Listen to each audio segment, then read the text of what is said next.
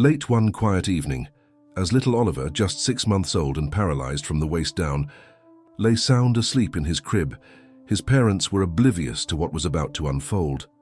The family's small puppy, Charlie, began to act strangely, pacing nervously around the room. And then, in the silence of the night, Charlie did something that would leave everyone speechless and change their lives forever. What could a little puppy do that would be called a miracle? The Miller family's small home on the edge of town was filled with love, but also an overwhelming sense of exhaustion.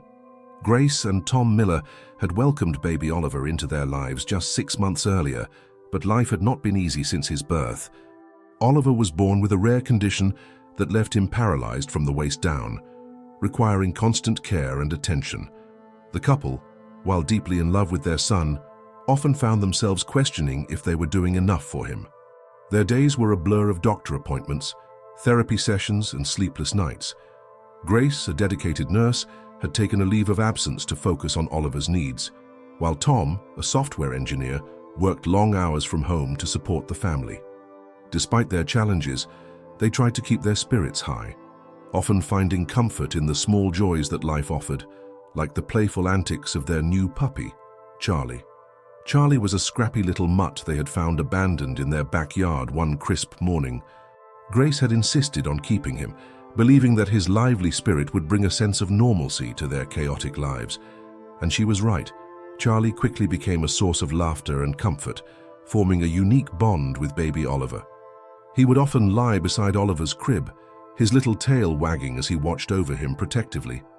One particular night, the household was unusually quiet. Grace had just put Oliver to sleep in his crib and was catching up on some much-needed rest. Tom, exhausted from a long day of work, had dozed off on the couch. In the nursery, the soft glow of a nightlight illuminated Oliver's peaceful face as he slept soundly. Charlie, however, seemed restless. He paced around the crib, his ears twitching at every little sound. Then, without warning, he let out a soft whine, his body tense with an energy Grace and Tom had never seen before. Something was off. What happened next would defy explanation. In the stillness of that night, Charlie's instincts kicked in, leading him to act in a way that would not only save Oliver's life, but also leave the Millers questioning if miracles were real. The next morning began like any other in the Miller household. Grace, still groggy from her interrupted sleep, shuffled into Oliver's nursery to check on him. She found Charlie curled up beside the crib, his eyes open and watchful, as if he had been on guard all night. Grace smiled at the sight. Charlie had quickly become Oliver's little protector, rarely leaving his side. But as Grace leaned over to pick up her son, her smile faded. Something was off. Oliver's face was flushed, and his tiny body felt warm to the touch. Panic rose in her chest as she quickly checked his temperature. It was higher than normal. Grace's instincts as both a nurse and a mother kicked in immediately. She called out to Tom, who rushed into the room, still rubbing sleep from his eyes. "Tom, we need to take him to the hospital," Grace said, her voice trembling. "Something isn't right." Within minutes, they were in the car, speeding toward the nearest emergency room. Charlie, sensing the urgency, barked anxiously as they left, scratching at the door as if begging to go with them. At the hospital, doctors and nurses swarmed around Oliver, running tests and taking vitals. Grace clutched Tom's hand tightly, her mind racing with fears of what could be wrong. Had they missed a sign? Was his condition worsening? After what felt like an eternity, the doctor finally approached them. "Oliver has developed a severe fever, but the good news is that we've caught it early," he explained. "However, we need to monitor him closely. With his condition, even minor infections can escalate quickly." Grace nodded, her heart pounding. They were used to the constant worry that came with Oliver's condition, but it never got any easier. They stayed at the hospital for most of the day, hovering over their baby as he lay in a small hospital bed, his tiny chest rising and falling with each labored breath. By evening, Oliver's fever had subsided, and the doctors deemed it safe for them to return home. Exhausted but relieved, the Millers bundled Oliver up and headed back to their quiet house. Charlie was waiting for them at the door, his tail wagging furiously as they entered. Grace bent down to give the puppy a reassuring pat, grateful for his unwavering presence. That night, after putting Oliver to bed, Grace and Tom collapsed onto the couch, emotionally and physically drained. "We're doing everything we can, right?" Tom asked, his voice barely above a whisper. Grace looked at him, her eyes glistening with unshed tears. "Yes," she said firmly. "We're giving him all the love and care he needs. That's all we can do." Charlie trotted over, climbing onto the couch and nestling between them. Grace absent-mindedly scratched behind his ears, finding comfort in his warm, furry presence. Little did they know, Charlie would soon prove just how invaluable he truly was. Around midnight, the peaceful hum of the house was broken by a soft, high-pitched whine. Charlie had stationed himself in Oliver's room, as he often did, keeping watch over the sleeping baby. But now, something had caught his attention. He stood up, his ears perked, and let out another soft whine. Oliver's breathing had changed. It was subtle, but Charlie noticed. The baby's chest rose and fell unevenly, and a faint, raspy sound escaped his tiny mouth. Charlie's whines grew louder, urgent as he paced around the crib. Finally, he let out a sharp bark, the sound echoing through the quiet house. Tom jolted awake on the couch, his heart racing. "What was that?" he mumbled, shaking Grace awake. Charlie barked again, this time louder. "It's coming from Oliver's room," Grace exclaimed, leaping to her feet. The couple rushed down the hallway, their hearts pounding with fear. When they entered the nursery, the sight that greeted them froze them in their tracks. Oliver was still in his crib, but his face was pale and his tiny body twitched slightly. His breathing was shallow, and his lips had taken on a faint bluish tint. "Tom, call 911!" Grace shouted, scooping Oliver into her arms. She gently patted his back, trying to stimulate his breathing, her mind racing through every bit of medical training she had ever received. Tom grabbed his phone and dialed, his hands shaking as he relayed their address to the operator. Meanwhile, Charlie stood beside Grace, barking insistently, as if urging them to act faster. By the time the paramedics arrived, Oliver's breathing had stabilized, thanks to Grace's quick actions. The EMTs praised her for her composure, but she shook her head. "It wasn't me," she said, glancing down at Charlie. "If he hadn't alerted us, we might not have woken up in time." The paramedics transported Oliver to the hospital for further monitoring, and Grace and Tom followed closely behind. Throughout the ordeal, the gravity of what had nearly happened weighed heavily on them. Oliver had been moments away from a potentially life-threatening situation, and their puppy had been the one to save him. Back at the hospital, the doctors reassured the Millers that Oliver was stable. He likely experienced a brief apnea episode, one of them explained.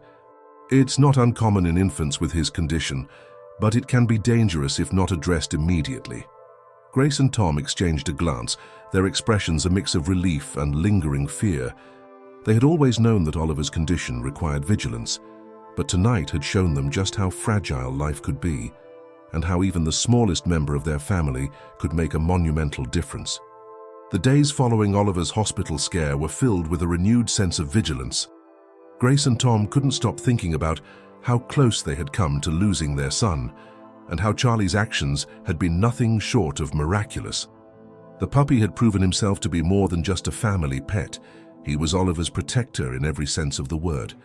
Grace decided to spend some time researching canine behavior, wondering if Charlie's instincts could be explained. She read about service dogs trained to detect seizures, changes in breathing, or even drops in blood sugar levels. But Charlie was untrained, a stray they had found in their backyard just weeks earlier. His actions had been entirely instinctual, driven by a deep connection to their baby. The thought both comforted and amazed her. One evening, as the family settled into their nightly routine, Grace noticed something unusual about Charlie's behavior.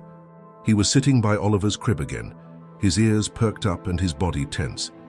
It was the same alertness he had displayed the night of the scare. Grace knelt beside him, stroking his fur gently.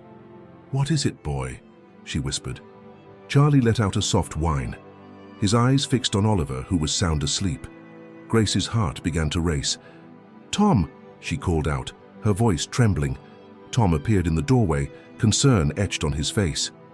"What's wrong?" he asked. "Charlie. He's acting strange again," Grace said, motioning toward the puppy. "It's like he knows something." Tom crouched beside them, watching as Charlie continued to stare at Oliver. The couple exchanged a worried glance. "Do you think he senses something?" Tom asked.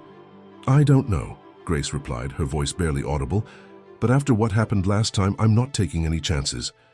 That night, Grace and Tom decided to stay awake, taking turns watching over Oliver. Charlie remained by the crib, his body a small, vigilant shadow in the dimly lit room. Hours passed without incident, and the couple began to relax, convincing themselves that perhaps they were overreacting.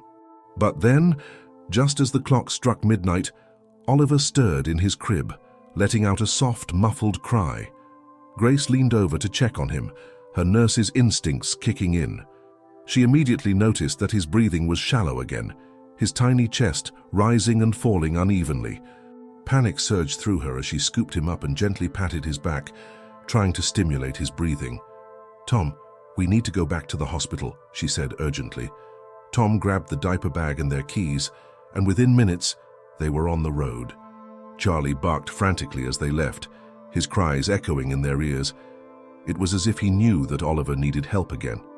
At the hospital, the doctors conducted a series of tests to determine what was causing Oliver's recurring episodes. Grace and Tom waited anxiously, their minds racing with worst-case scenarios. Charlie's alert behavior had given them just enough warning to act quickly, but they couldn't keep living in constant fear of the next scare. After several hours, the pediatric specialist approached them, holding a clipboard with the test results. "We've identified the issue," he began, his tone reassuring. "Oliver has a condition called central apnea. It's a rare condition where the brain occasionally forgets to send signals to the muscles that control breathing. It's not uncommon in infants with neurological conditions." Grace felt a mix of relief and concern. At least they had an answer now, but the diagnosis was another reminder of the challenges Oliver would face as he grew up. The doctor continued, "The good news is that it's manageable. We'll provide you with a monitor that tracks his breathing and alerts you if there's an issue. It will give you peace of mind and help you act quickly if something happens." Tom nodded, his hand gripping Grace's tightly. "Thank you," he said, his voice filled with gratitude. Back at home, the Millers set up the breathing monitor in Oliver's nursery, grateful for the extra layer of security it provided. But despite the new equipment, Charlie remained as vigilant as ever, refusing to leave Oliver's side. It was as if the little dog had taken it upon himself to be an additional safeguard, his instincts sharper than any machine. The couple began to notice other remarkable things about Charlie. He seemed to have an almost uncanny ability to sense Oliver's needs, often alerting Grace and Tom before the monitor even registered an issue. One afternoon, as Grace was preparing lunch, Charlie barked insistently from the nursery.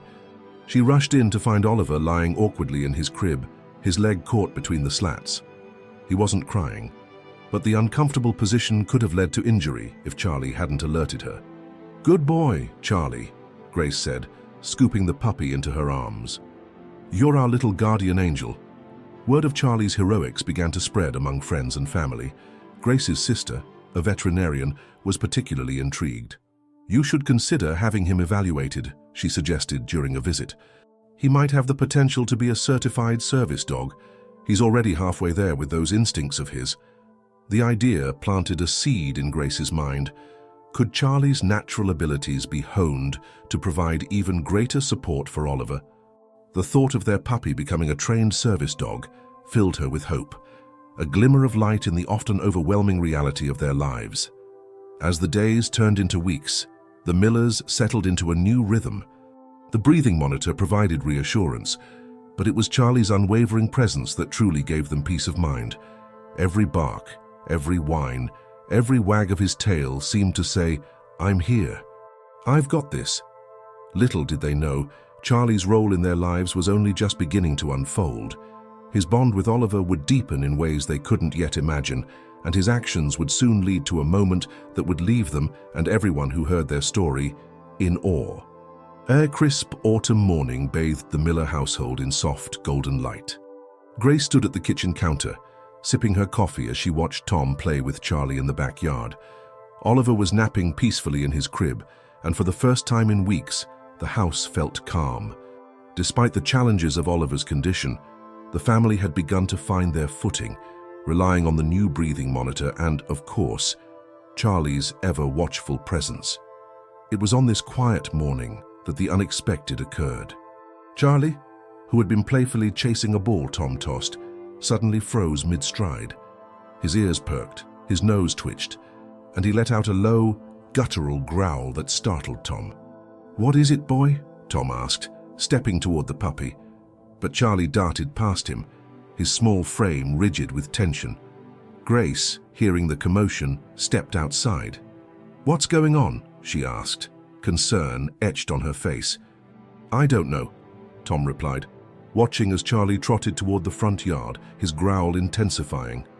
It wasn't like him to act this way. Grace's heart began to race as she followed the puppy, who was now barking sharply, his gaze fixed on something just beyond the fence. They reached the front yard to find a man standing awkwardly on the sidewalk, holding a small package. His face was unfamiliar, and his nervous demeanor set Grace on edge. "Can I help you?" she asked, her tone polite but firm. The man hesitated before stepping forward. I have something for you," he said, extending the package toward her. "It's about your son." Grace and Tom exchanged a worried glance. "How do you know about our son?" Tom demanded, his voice sharp. The man faltered, his eyes darting to Charlie, who was now standing protectively in front of Grace, his bark relentless. "Look, I don't want any trouble," the man stammered. "Just read the letter inside." Reluctantly, Grace took the package, her hands trembling. Before she could ask any more questions, the man turned on his heel and walked away quickly, disappearing down the street. Tom started to follow, but Grace stopped him. "Let's see what this is first," she said, her voice steady despite the fear rising in her chest. Back inside, they opened the package to reveal a handwritten letter and a small, worn envelope containing old photographs.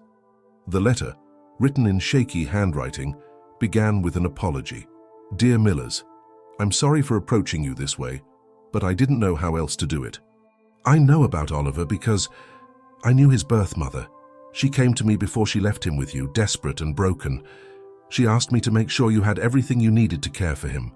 Grace's breath caught as she continued reading. The letter detailed how the man had been a close friend of Oliver's birth mother, Carla. He explained that Carla had struggled immensely, not just with the stigma of raising a paralyzed child alone, but also with an abusive relationship that had left her emotionally shattered. The man had tried to support her, but when she made the decision to leave Oliver in their care, he respected her wishes and stayed away, until now. The photographs in the envelope showed a younger Carla, smiling as she cradled a tiny baby swaddled in a blue blanket. One photo in particular stood out, Carla holding Oliver with Charlie as a tiny puppy sitting beside her feet. Grace and Tom stared at the photo in stunned silence. "Charlie was with her," Grace whispered, tears welling up in her eyes. Tom nodded, his mind racing. "That explains why Charlie was in our backyard. He must have been trying to find Oliver." The realization hit them like a tidal wave. Charlie hadn't just been a stray that stumbled into their lives by chance. He had been part of Oliver's story from the very beginning, connected to Carla in a way they had never imagined.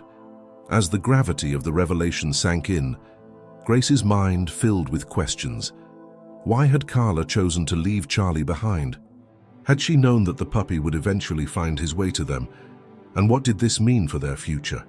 Tom, ever the pragmatist, focused on the next steps. "We need to contact this man," he said firmly. "He might know more about Carla and why she made the choices she did." But when they tried to find him, they realized they had no way of reaching out. The letter was unsigned, and there were no contact details. It was as if the man had appeared only to deliver this piece of the puzzle and then vanished. That night, as they tucked Oliver into bed, Grace couldn't shake the feeling that there was more to Charlie's presence in their lives than they had yet discovered. She sat beside the puppy, who was curled up near the crib, and stroked his soft fur. "You've been watching over him all this time, haven't you?" she murmured. Charlie licked her hand, his eyes full of understanding. It was as if he knew exactly what she was saying.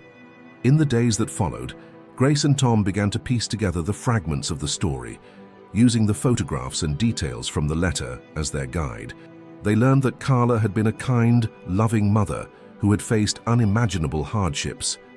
Her decision to leave Oliver with them had been one of sacrifice, made out of love and the hope of giving him a better life. But one question lingered in their minds. Why had Charlie chosen to stay behind? What connection did he have to Carla? And what role was he meant to play in their lives moving forward? The answers, they knew, would come in time. For now, they were simply grateful for the miracle of Charlie's presence and for the way he had brought them closer to understanding the threads that connected them all. The revelation about Charlie's connection to Oliver's birth mother left Grace and Tom grappling with a mix of emotions. The photos and the letter had answered some questions, but raised many more. Who was this man? Why had he waited so long to reach out? And most importantly, what had Carla's intentions been in leaving Charlie behind? For days, the couple tried to piece together the puzzle, poring over the photos and rereading the letter in search of clues. Grace found herself staring at the picture of Carla holding Oliver with Charlie by her feet, her mind replaying the words of the letter. She asked me to make sure you had everything you needed to care for him. It was as if Carla had known that Charlie's bond with Oliver would go beyond that of a typical pet. Meanwhile, Charlie's behavior began to change subtly. He seemed more alert, as if he could sense that his role in the family had taken on new significance. He spent even more time near Oliver, often lying by the crib or following him around the house. Grace noticed the way Charlie would nuzzle Oliver's tiny hand or sit at attention whenever the baby cried. It was clear that the puppy saw himself as more than just a pet. He was a protector, a guardian, and perhaps even a reminder of Carla's love. "Do you think he remembers her?" Grace asked Tom one evening as they watched Charlie playing gently with Oliver on the living room floor. Tom nodded thoughtfully. Dogs have incredible memories, especially when it comes to the people who care for them. "I wouldn't be surprised if he remembers everything." Grace's eyes filled with tears. "It's like he's carrying a piece of her with him," she said softly, a part of her love that she couldn't give to Oliver herself. As the days turned into weeks, the Millers decided to take action. They couldn't shake the feeling that they owed it to Carla and to Oliver to learn more about her story. They started by contacting the local shelters and rescues, hoping to find records of where Charlie might have come from. Grace even reached out to her colleagues at the hospital, asking if anyone remembered Carla from her brief stay there. One afternoon, Grace received a call from a nurse who had been working in the maternity ward at the time of Oliver's birth. "I remember her," the nurse said. "She was young, maybe in her early 20s. She came in alone and you could tell she was struggling. But she was so sweet, always asking about her baby and making sure he was okay." Grace's heart ached at the thought of Carla sitting alone in a hospital room, worried about her baby's future. "Do you remember anything else? Did she mention where she was staying or if she had any family?" Grace asked. The nurse hesitated. She mentioned staying at a friend's house, but she didn't give any details. She seemed very private, like she didn't want anyone to know too much about her situation. That evening, Grace shared the conversation with Tom. "It's not much, but at least we know she cared deeply about Oliver," she said. "She wasn't abandoning him out of neglect, she was doing it out of love." Tom nodded, his expression somber. "It makes me wonder what kind of life she had before all this. What pushed her to the point where she felt she had no other choice?" In the midst of their search for answers, life at home continued with its usual rhythm. Oliver was growing stronger every day, his laughter filling the house with joy. The breathing monitor had become a reassuring presence, and Grace and Tom were beginning to feel more confident in their roles as parents. Charlie, too, was thriving. The once scruffy stray had transformed into a healthy, energetic puppy, with a shiny coat and a wagging tail that never stopped. His bond with Oliver was stronger than ever, and the two were practically inseparable. One evening, as the family sat together in the living room, a sudden knock at the door startled them. Charlie barked once, his ears perking up as he ran to the door. Tom opened it to find an elderly woman standing on the porch, clutching a small package. Her kind eyes scanned the room, landing on Charlie. "You must be the Millers," she said, her voice warm but tinged with sadness. "I'm Carla's aunt." The woman, whose name was Margaret, explained that she had raised Carla after her parents passed away. "Carla was always so full of life," Margaret said, her voice trembling. "But when she found out about Oliver's condition, it broke her. She felt like she had failed him somehow. Margaret handed Grace the package, which contained more photos of Carla and Oliver, as well as a small notebook filled with Carla's handwritten notes. "She wanted you to have this," Margaret said. "She told me that if anything happened to her, you were the only ones she trusted." Grace and Tom sat in stunned silence as they flipped through the notebook. It was filled with Carla's thoughts and reflections, her hopes and fears, and above all, her love for Oliver. One entry caught Grace's eye. "I don't know if I'll ever be strong enough to be the mother he deserves, but I know that Grace and Tom will love him like their own. And Charlie will make sure he's never alone." That night, as Grace sat by Oliver's crib, she felt a sense of peace she hadn't felt in months.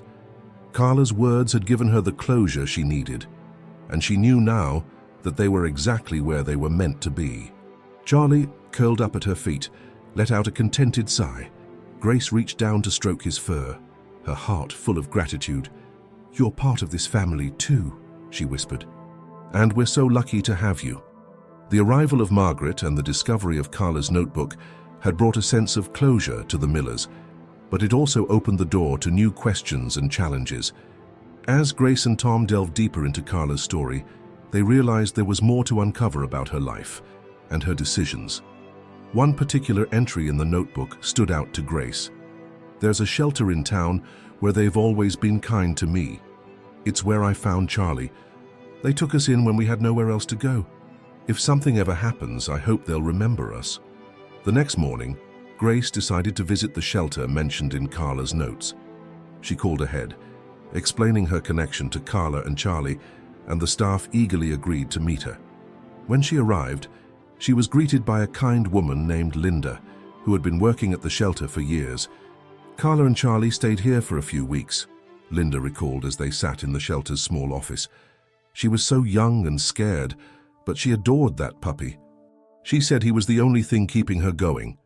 Grace's heart ached at the thought of Carla finding solace in Charlie during such a difficult time. "Do you know why she left, or where she went after?" Grace asked. Linda shook her head.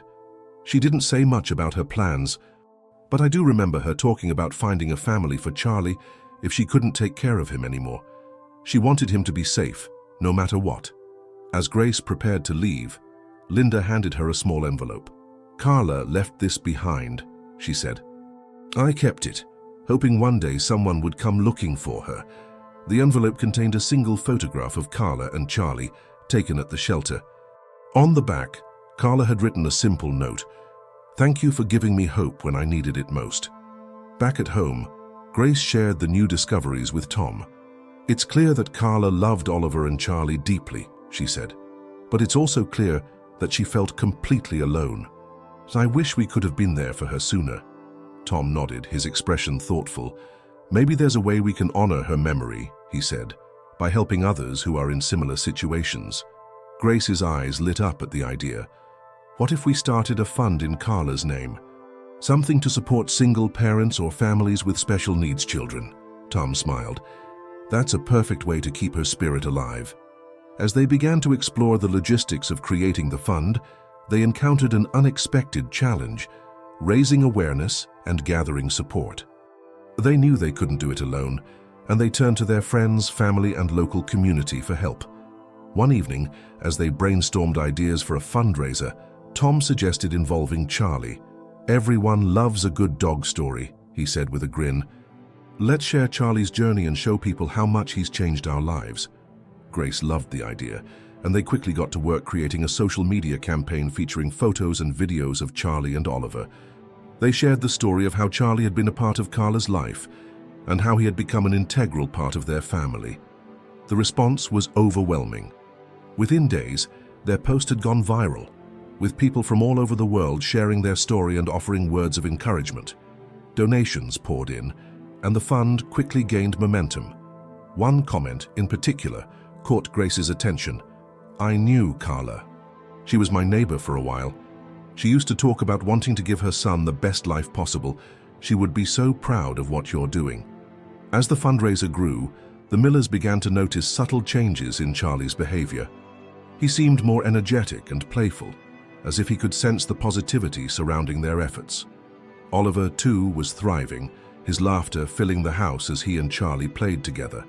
But amidst the joy, there were still moments of uncertainty. One evening, as Grace rocked Oliver to sleep, she couldn't shake the feeling that Carla's story wasn't entirely over. "What if there's more we don't know?" she asked Tom later that night. "What if there's someone else out there who loved her and wants to know what happened?" Tom placed a reassuring hand on her shoulder. "Then we'll keep looking," he said. "For now, let's focus on what we can do for Oliver. And for Charlie." The next day, they received an unexpected visit from a journalist who had heard about their fundraiser. "I'd love to write a feature on your story," the journalist said. "It could inspire so many people." Grace and Tom hesitated at first, unsure about opening their lives to public scrutiny, but as they considered the potential impact, they realized it was an opportunity to reach even more people. The article, titled "From Stray to Savior: How a Puppy Changed One Family's Life," was published in a local newspaper and quickly gained national attention. People from all walks of life reached out, sharing their own stories of resilience and hope. Through it all, Charlie remained a constant source of comfort and joy. One afternoon, as Grace watched Oliver toddle around the backyard with Charlie by his side, she felt a profound sense of gratitude. "We're so lucky to have him," she said softly. "He's more than just a dog. He's a reminder of everything Carla wanted for Oliver." Tom nodded, wrapping an arm around her. "And he's a reminder that even in the darkest times, there's always a light." As the fundraiser gained traction, the Millers found themselves juggling their growing responsibilities with the emotional weight of Carla's story. Grace, in particular, felt torn between her desire to honor Carla's memory and her uncertainty about how much of Carla's life they should reveal to the public. One evening, as Grace sat in the nursery with Oliver asleep in her arms, Tom joined her, holding a folder filled with messages from donors and supporters. "People are asking about Carla's story," he said gently. "Some want to know more about her life, her struggles. They think it could inspire others." Grace frowned, her gaze fixed on Oliver's peaceful face. "I want to share her story, but I don't want it to feel exploitative," she said. "She was so private. What if we're crossing a line?" Tom nodded thoughtfully. "Maybe we don't need to share every detail," he said. "We can focus on her love for Oliver and her strength in making such a difficult decision. That's what matters most." The couple decided to consult Margaret, Carla's aunt, who had become a supportive presence in their lives. Over tea in the Millers' cozy kitchen, Grace shared their concerns. Carla was a private person, Margaret agreed, but she also wanted Oliver to have the best life possible. "If sharing her story can help others and keep her memory alive, I think she would have wanted that." Encouraged by Margaret's words, Grace and Tom carefully crafted a narrative that highlighted Carla's courage and love without delving into the more painful aspects of her past. They shared their draft with Margaret, who approved it with a tearful smile. As the story was shared more widely, the Millers began receiving messages from single parents, foster families, and even former adoptees who found hope and encouragement in Carla's journey. Grace and Tom were touched by the outpouring of support, but they also felt the weight of the responsibility they had taken on. One message, in particular, stood out. "I was in a similar situation to Carla. I had to make the heartbreaking decision to give my child up for adoption. Reading your story has given me hope that he's living a good life. Thank you for sharing." Grace read the message aloud to Tom, her voice breaking with emotion. "It's incredible to think that Carla's story is helping others," she said. "But it's also a reminder of how many people are struggling." Meanwhile, Charlie's role in the family continued to evolve. He seemed to sense the emotional weight of the moment, often lying quietly by Grace's feet as she read messages from supporters or worked on plans for the fund. At other times, he would nudge her hand with his nose or place a paw on her lap, as if to say, "I'm here for you." One afternoon, as Grace sat in the living room organizing fundraiser details, Charlie suddenly ran to the front door and barked. Grace opened the door to find a young woman standing on the porch, her eyes filled with tears. "I'm sorry to bother you," the woman said, her voice trembling. "I saw your story online, and I felt like I had to come. My name is Emily, and I knew Carla." Emily explained that she had met Carla at the shelter where she had stayed with Charlie. "We became friends," Emily said, her hands clasped tightly in her lap. "She talked about you, about how she thought you'd be the perfect family for Oliver. She was so scared, but she always said that she wanted the best for him. Grace listened intently, tears streaming down her face. "Did she ever talk about why she left?" she asked. Emily nodded, her own eyes brimming with emotion. "She felt like she wasn't enough for him," she said, "but she loved him more than anything. She used to say that Charlie was her way of staying connected to him." The conversation with Emily brought Grace a sense of closure, but it also deepened her resolve to make the fund a success. She and Tom began planning a community event to raise awareness and support for single parents and families in need. They decided to call it Carla's Legacy. The event was held in the local park on a sunny Saturday afternoon. Families gathered to enjoy food, games, and live music, and Charlie quickly became the star of the show. Children laughed as they played fetch with him, and adults smiled as they heard his story. As the event drew to a close, Grace took the stage to thank everyone for their support.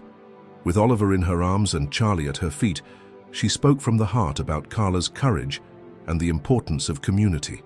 "Carla believed in the power of love and kindness," she said. "She gave us the greatest gift we could ever ask for, and we want to honor her by giving back to others. Thank you for helping us keep her legacy alive." The crowd erupted in applause, and Grace felt a sense of peace wash over her. She looked down at Charlie, who wagged his tail and barked as if to say, "We did it." The success of Carla's legacy brought an overwhelming sense of accomplishment to the Millers, but it also brought new attention to their story, attention that came with unexpected complications. News outlets began contacting them, requesting interviews and exclusive features. Grace and Tom were cautious, wanting to protect Oliver's privacy while also keeping the fund in the spotlight for a good cause. One evening, as they reviewed their upcoming commitments, Tom received a call from an unknown number. He hesitated before answering, but the voice on the other end quickly caught his attention. "Mr. Miller, my name is Dr. Sylvia Green," the voice said. "I'm a psychologist who worked with Carla at the shelter. I've been following your story, and I believe I have something that might interest you." Tom's curiosity was piqued. "What is it, Dr. Green?" he asked. "I have some of Carla's personal writings, letters she wrote but never sent," Dr. Green explained. "She wanted Oliver to have them one day, but she wasn't sure how or when to pass them along. I think now might be the right time." The next morning, Grace and Tom met Dr. Green at her office. The psychologist, a kind woman with a calming presence, handed them a small worn journal tied with a piece of string. "Carla wrote about her hopes for Oliver and her struggles," Dr. Green said. "She wanted him to know how much she loved him." Grace's hands trembled as she untied the string and opened the journal. The first page bore a simple inscription, "To my son, Oliver. I hope these words help you understand how much you've always meant to me." As they read through the journal later that evening, the Millers were struck by Carla's raw honesty and unshakable love for her son. One passage stood out in particular. "I hope you grow up knowing that you were never a burden, but a blessing. I wasn't strong enough to give you the life you deserved, but I found a family who could. They are my greatest gift to you, just as you were my greatest gift to the world." Grace wiped away tears as she read the passage aloud. "She loved him so much," she said softly.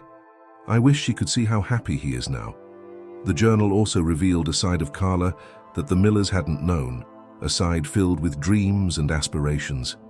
She had written about wanting to become a nurse, inspired by Grace's kindness during her hospital stay. She had also dreamed of opening her own shelter for women and children in need, a safe haven where no one would feel as alone as she had. Tom closed the journal with a deep sigh. "We need to make her dream a reality," he said. "Not just for Oliver, but for Carla." Grace nodded. "Let's expand the fund," she said. "We can use it to support shelters and programs that help single parents and children." As they began planning the next phase of Carla's legacy, a new challenge emerged. A reporter from a national news outlet reached out, expressing interest in doing a feature on their story. While the Millers saw this as an opportunity to raise awareness, they were also wary of exposing their family to public scrutiny. After much deliberation, they agreed to the interview, setting clear boundaries to protect Oliver's privacy.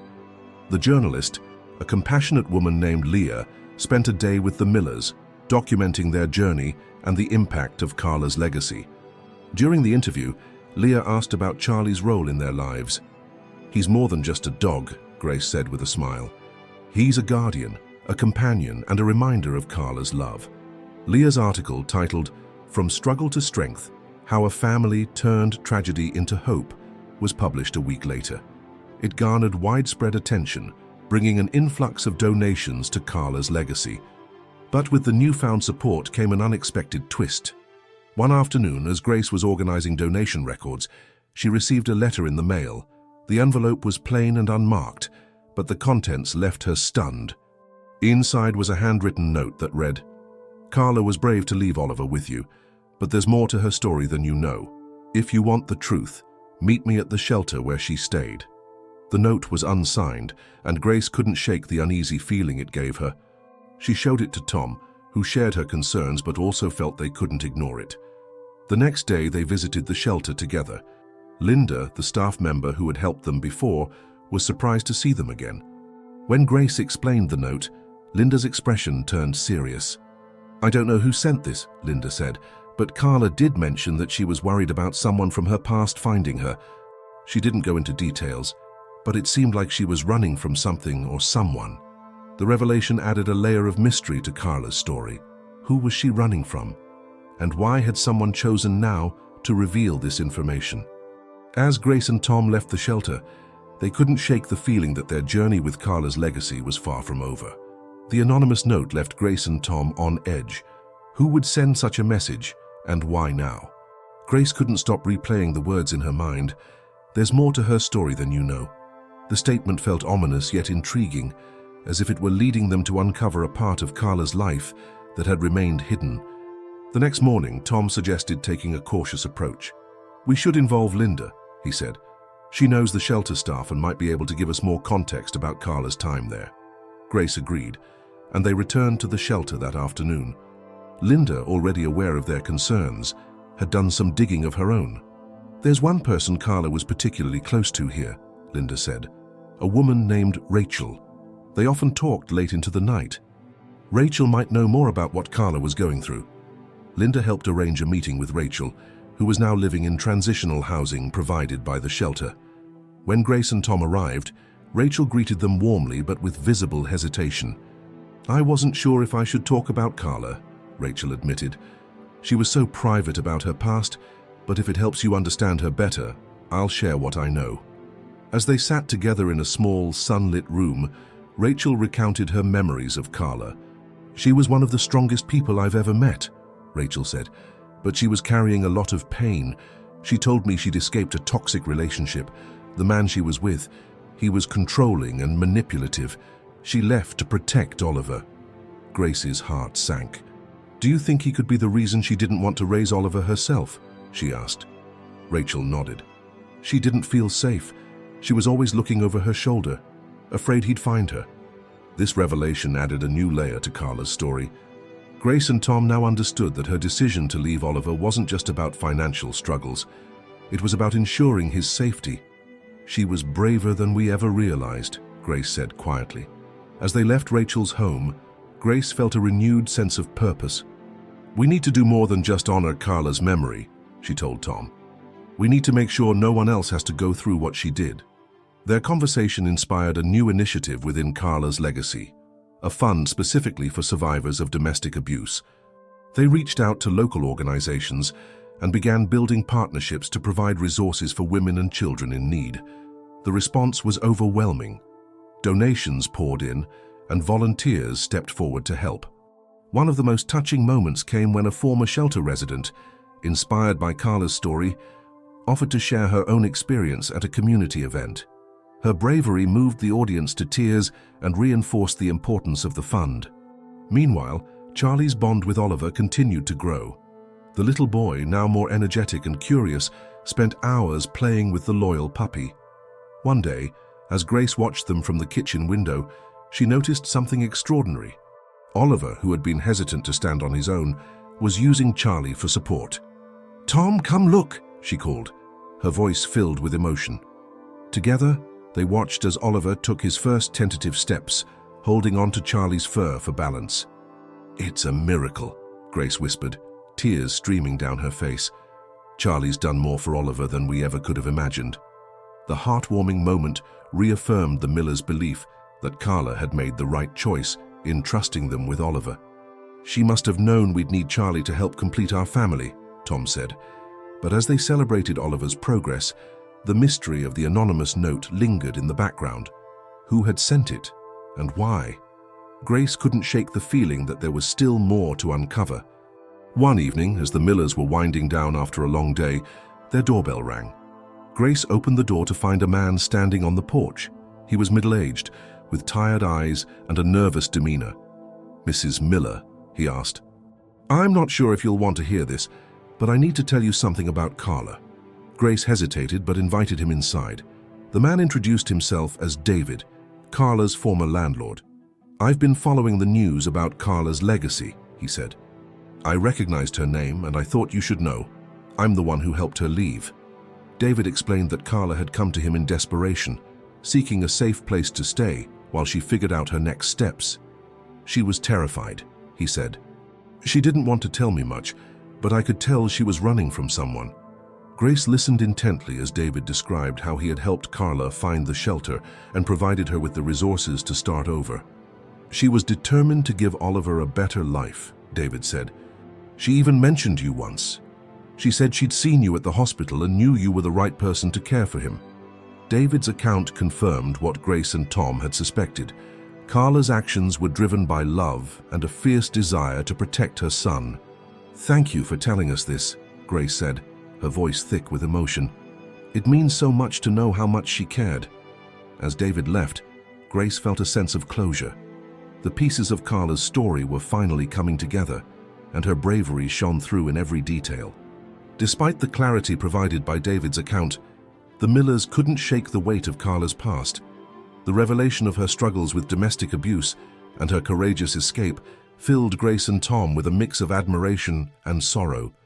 It was a poignant reminder of the sacrifices Carla had made to protect Oliver and the risks she had taken to ensure his future.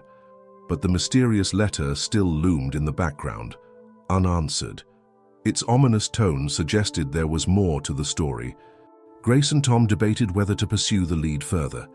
While part of them longed to close the chapter for good, another part couldn't ignore the possibility that someone might still be out there with ill intentions toward Oliver, or even Carla's memory. One evening, while Grace was reviewing the latest donations and progress reports for Carla's legacy, Tom entered the room, holding a file. "Grace," he began hesitantly, "I think I found something." Tom had been researching anonymously about Carla's past and the potential danger she might have been running from. Using details from David and Rachel's accounts, he'd traced records that led him to a restraining order Carla had filed years earlier against a man named Brian Dempsey, Oliver's biological father. Grace's breath caught. "Do you think he's the one behind the letter?" she asked. Tom nodded. "It's possible. He has a history of manipulation, and if he's discovered where Oliver is, we need to be prepared." The Millers decided to reach out to a legal expert for advice. Their attorney, Sarah, reviewed the restraining order and the custody documents Carla had left. "Legally, Oliver is fully yours," Sarah reassured them. "But if this man decides to challenge your custody, even without grounds, it could create turmoil for your family." Grace's stomach churned. "What can we do to protect Oliver?" she asked. "Be proactive," Sarah advised. "File a protective order and inform the authorities about the letter. If Brian Dempsey is involved, they'll need to investigate his intentions." As the Millers took these precautionary steps, they also leaned on their community for support. Grace confided in Linda and Rachel, who offered their unwavering encouragement. "You're doing the right thing," Linda said. "Carla trusted you with Oliver, and you're honoring that trust by fighting for him." Meanwhile, Charlie's behavior became more vigilant.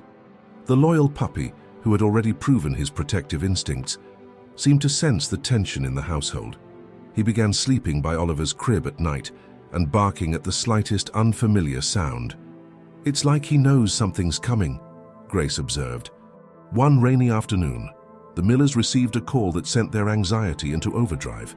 It was from a private investigator they'd hired to gather more information about Brian. "We've located him," the investigator said. "He's living just a few towns over. Grace felt a chill run down her spine. "Has he tried to contact us?" she asked. "Not directly," the investigator replied, "but it's clear he's been asking questions about Oliver and your family." The news left the Millers reeling. Tom paced the living room, his mind racing. "We can't let this man disrupt Oliver's life," he said firmly. "He gave up his rights the moment he abandoned Carla and their son." Grace nodded, her resolve hardening. "We need to be ready for whatever comes next." As they braced themselves for a potential confrontation, the Millers found strength in each other and their community. They organized a gathering at the shelter to rally support for Carla's legacy and raise awareness about the challenges faced by survivors of domestic abuse. The event was a resounding success, drawing attendees from all walks of life who were inspired by Carla's story and the Millers' commitment to her memory. During the event, Rachel approached Grace with a nervous expression. "I think I saw someone watching from the parking lot," she said quietly. "It could be nothing, but—" Grace's heart skipped a beat. She scanned the crowd but saw no one suspicious. Still, the possibility of Brian being nearby heightened her vigilance. Later that night, as the family returned home, the atmosphere was tense. Charlie's ears perked up as they entered the house, his nose twitching as if sensing something unusual.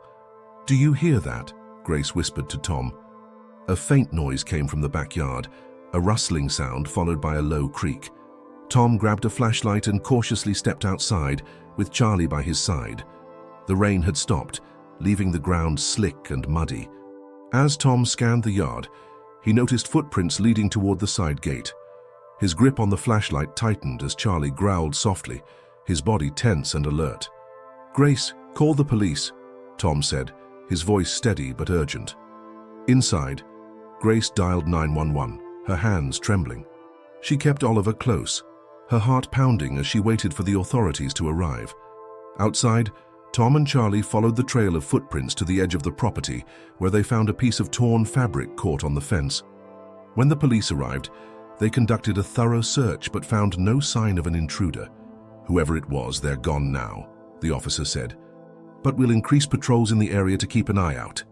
The incident left the Millers shaken, but more determined than ever to protect their family. Grace looked at Oliver, who was blissfully unaware of the danger that had crept so close to their home. "We won't let anything happen to you," she whispered, holding him tightly. As they prepared for bed that night, Tom placed the torn fabric in a plastic bag, intending to have it analyzed for fingerprints. Charlie curled up by the crib, his watchful eyes scanning the room. The next morning, Grace and Tom sat at the kitchen table, reviewing their options. The torn fabric from the fence sat in a sealed plastic bag on the counter, a stark reminder of the potential threat. "This can't just be a coincidence," Grace said, her voice steady but resolute. "If Brian is lurking around, we need to confront this head-on." Tom nodded, his expression serious. "But we need to be smart about it. We can't let him manipulate the situation or put Oliver in danger." That afternoon, the private investigator called with an update. "The fabric you found matches the description of a jacket Brian has been seen wearing," he explained. "It's likely he's been trying to get close, either to see Oliver or intimidate you." Grace felt a shiver run down her spine. "Do we have enough to involve the authorities?" "Yes," the investigator replied. "I've already provided the police with evidence of his recent behavior and his past restraining order. They're preparing to issue a warrant to question him." The Millers took every precaution in the following days. They installed security cameras around the property and coordinated with the police for regular patrols. Grace also reached out to their attorney, Sarah, who advised them to file a restraining order against Brian to establish additional legal protection. But as days passed, the tension in the household grew.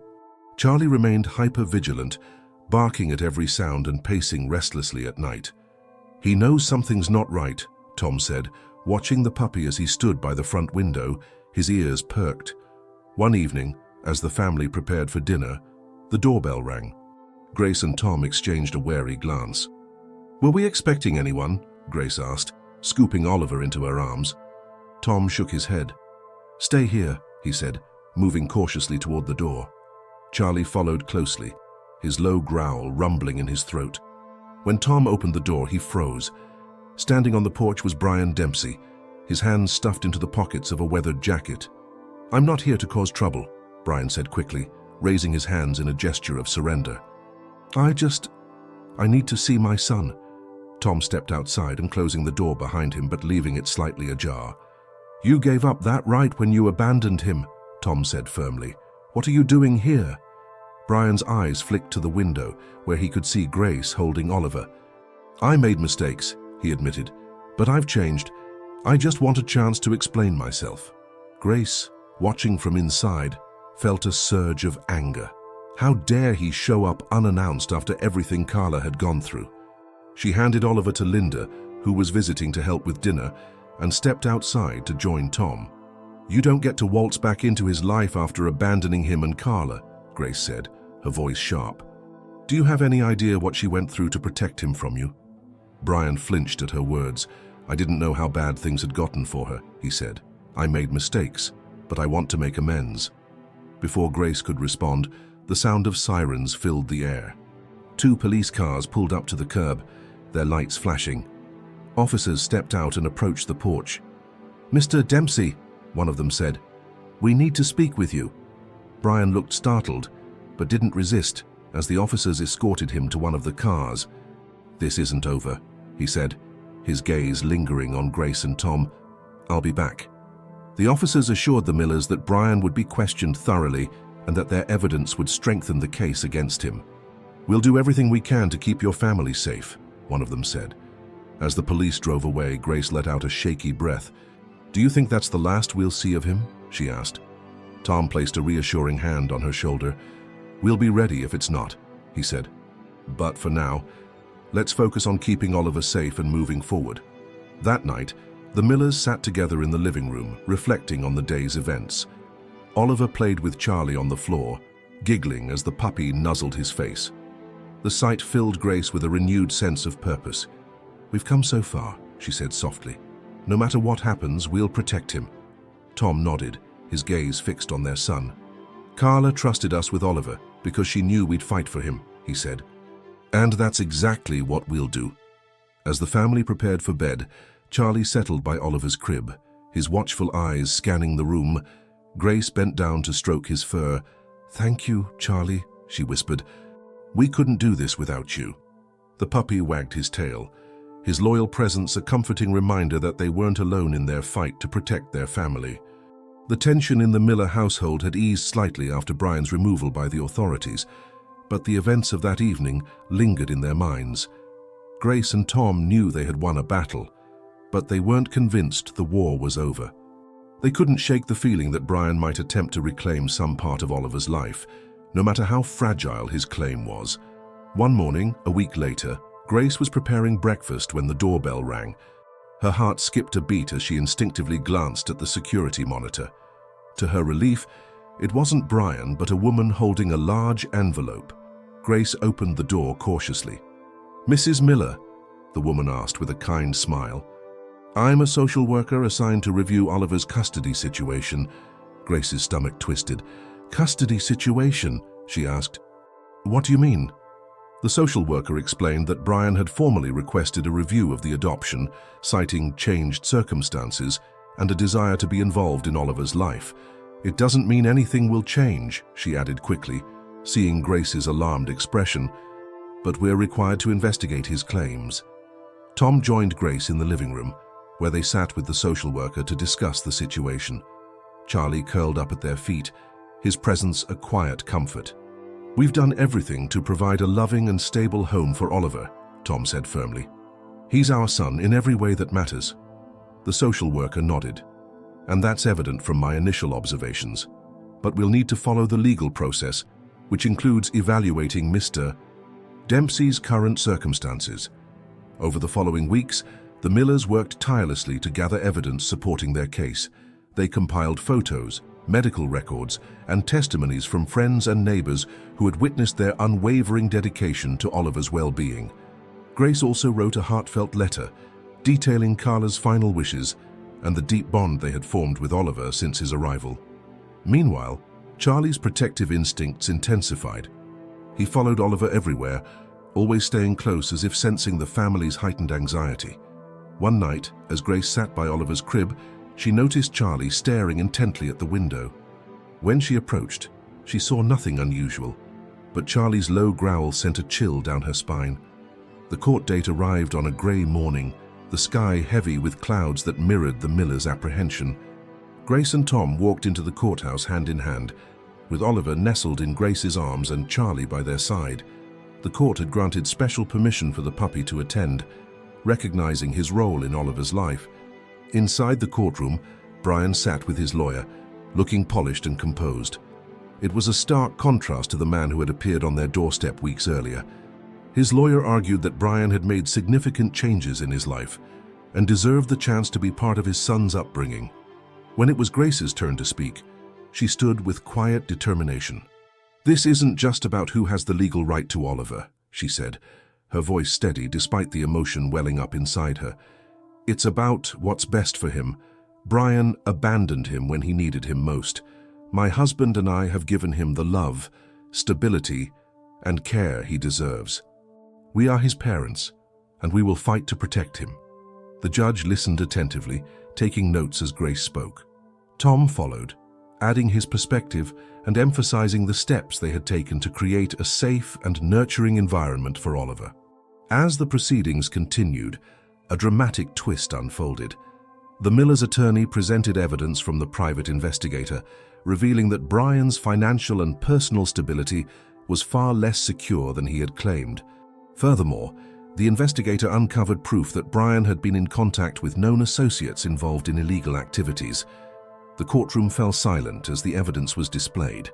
Brian's composed demeanor cracked, and he exchanged frantic whispers with his lawyer. Grace and Tom exchanged a glance, a flicker of hope igniting between them. The judge called a brief recess to review the new information. During the break, Grace and Tom stepped outside to gather their thoughts. Charlie trotted alongside them, his tail wagging slightly as if sensing their relief. When the court reconvened, the judge delivered her ruling. Given the compelling evidence presented, it is clear that Mr. Dempsey does not currently possess the stability or moral character required to be a positive influence in Oliver's life. The court upholds the adoption and grants full custody to Mr. and Mrs. Miller. Furthermore, a permanent restraining order will be issued to ensure the safety and well-being of the child. The relief was overwhelming. Grace clutched Oliver tightly, tears streaming down her face as Tom wrapped his arms around them both. Charlie barked joyfully, his tail wagging furiously as if celebrating the victory with them. As they left the courthouse, a reporter approached, asking for a comment.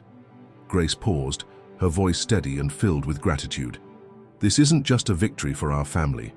It's a reminder that love, dedication, and doing what's right will always prevail." That evening, the Millers returned home to a warm welcome from their friends and neighbors who had gathered to celebrate the outcome. Linda and Rachel hugged Grace tightly, while Oliver toddled around with Charlie at his heels. The little boy's laughter filled the room, a sound that reminded everyone of the resilience of love and family. Later, as the house grew quiet, Grace and Tom sat on the couch, watching Oliver and Charlie sleep peacefully. "We did it," Grace said softly, her hand resting on Tom's. "We kept our family together." Tom nodded, his gaze fixed on their son. "And we always will." The days following the court's decision felt like a new beginning for the Miller family. The weight of uncertainty had lifted, replaced by a sense of security and gratitude. Their home, once filled with tension and unease, now radiated warmth and hope. Grace stood in the kitchen one sunny morning, watching Oliver play in the backyard with Charlie. The puppy, as energetic as ever, chased Oliver in circles, his tail wagging enthusiastically. Oliver's laughter echoed through the yard, a sound so pure and joyful that it brought tears to Grace's eyes. "Look at them," she said, turning to Tom, who was sipping his coffee at the table. "It's like they're meant to be together." Tom smiled, his gaze following hers. "They are. Charlie's been Oliver's protector from the start. He's not just a pet, he's family." Later that afternoon, Grace decided to write a letter to Carla, Oliver's birth mother. She hadn't heard from her since receiving Oliver, but she felt compelled to share how far their journey had come. In her letter, she described Oliver's growth, his infectious laughter, and the bond he had formed with Charlie. She expressed her gratitude for the trust Carla had placed in them and assured her that Oliver was loved and cherished beyond measure. As she sealed the envelope, Grace felt a sense of closure. While Carla's role in Oliver's life might remain distant, her decision had paved the way for the family they had built. One evening, as the family gathered in the living room, Tom brought out a photo album he had been working on. "I thought it was time we started documenting our journey," he said, opening it to the first page. Inside were photos of Oliver's milestones, his first steps, his birthday celebration, and candid moments with Charlie. Grace laughed as she flipped through the pages, pointing out silly expressions and heartwarming snapshots. As they turned the final page, Tom revealed a surprise. "There's one more addition," he said, handing Grace a small, framed certificate. It was Charlie's official service dog certification. "He's earned it," Tom said with a grin. "He's not just Oliver's companion, he's his guardian." Grace hugged him tightly, overwhelmed by the gesture. "He's the best guardian anyone could ask for." With their lives returning to normal, Grace and Tom focused on their future as a family. They made plans to renovate the backyard, creating a safe and fun space for Oliver and Charlie to play. They also started discussing ways to give back to their community, inspired by the support they had received during their journey. One idea stood out: establishing a local program to connect families with rescue animals. "There are so many Charlies out there waiting for a home," Grace said. "If we can help even one family find their perfect companion, it'll be worth it." Tom nodded in agreement. "And we can share our story to show how much love and loyalty a rescue animal can bring." As the months passed, the Miller family continued to thrive. Oliver grew stronger and more independent, his laughter filling every corner of their home. Charlie remained by his side, ever watchful and devoted. The bond between them only deepened, a testament to the power of unconditional love. One summer evening, as the sun set over their backyard, the family sat together on a picnic blanket, watching the sky turn shades of orange and pink. Oliver leaned against Charlie, his tiny hand resting on the puppy's fur. "Love you, Charlie," he said softly, his words carrying the innocence and sincerity of a child. Grace and Tom exchanged a smile, their hearts full. They had faced challenges and uncertainties, but they had emerged stronger, united by their love for each other and their commitment to their family.